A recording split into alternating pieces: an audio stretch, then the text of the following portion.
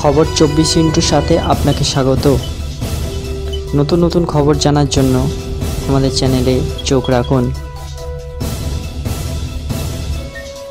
Vote কুশলী প্রশান্ত কিশোর কলকাতায় এসেছেন আর সামনে কলকাতা নির্বাচন জানিয়ে তামাম বিরোধীরা এক ছাতার তলায় এসে তৈরি করেছেন ইন্ডিয়া জোট। আর এই কাজে নাকি সহায়তার দায়িত্ব পালন করছে না আইপ্যাক বলে খবর, যদিও 2026 সাল পর্যন্ত আইপ্যাক সংস্থার সঙ্গে তৃণমূল কংগ্রেসের চুক্তি রয়েছে। কলকাতা নির্বাচনের প্রস্তুতিতে তাদের কাজ নেই এখন, এমনই খবর বাজারে রটেছে।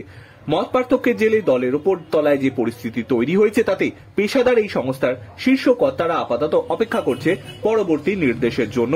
তবে প্রশান্ত কিশোরের সঙ্গে এর মধ্যে অভিষেক বন্দ্যোপাধ্যায় বৈঠক হবে কিনা সেটা নিয়ে তৃণমূল কংগ্রেসের কেউ মুখ খোলেননি।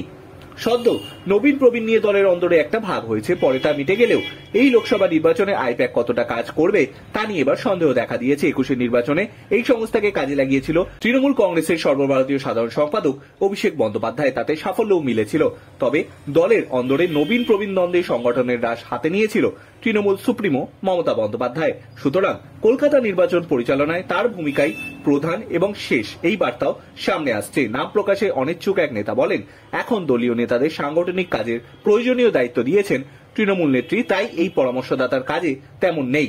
এদিকে দুদিন আগে দলের এক্স হ্যান্ডেলে প্রোফাইল পিকচার বদলানো হয়েছে, সেখানে মমতা অভিষেক বন্দ্যোপাধ্যায় দুজনের ছবি রয়েছে। এগিয়ে মমতা বন্দ্যোপাধ্যায় আর একটু পিছিয়ে অভিষেক বন্দ্যোপাধ্যায়, এইভাবে ছবিটি দেয়া হয়েছে।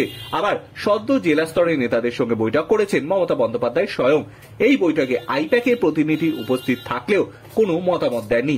আইপ্যাক এখন দলের ডিজিটাল প্রচারটুকুই দেখছে, তবে এই সংস্থার পক্ষ থেকে সেভাবে কেউ মুখ খুলতে চাননি। যেটুকু জানা যাচ্ছে, অভিষেকের নির্দেশ এলেই কাজ শুরু হবে। মোটামুটি সব তৈরি আছে, নির্দেশ পেলে সেটা কার্যকর করতে 1 সপ্তাহ সময় লাগবে বলে সূত্রের খবর।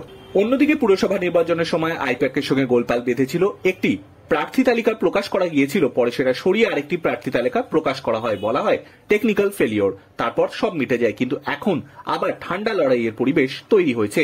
তবে এটা শেষ কেমন করে হবে সেটাই এখন দেখার। একেবারে নিচুতলা থেকে প্রচারে অংশ নিয়ে দলের রাজ্য, জেলা এবং ব্লক স্তরকে সারিয়ে দিয়েছিল আইপ্যাক। একদিন আগে অবশ্য জেলা স্তরের ব্লক সভাপতিদের বদল করা হয়েছে।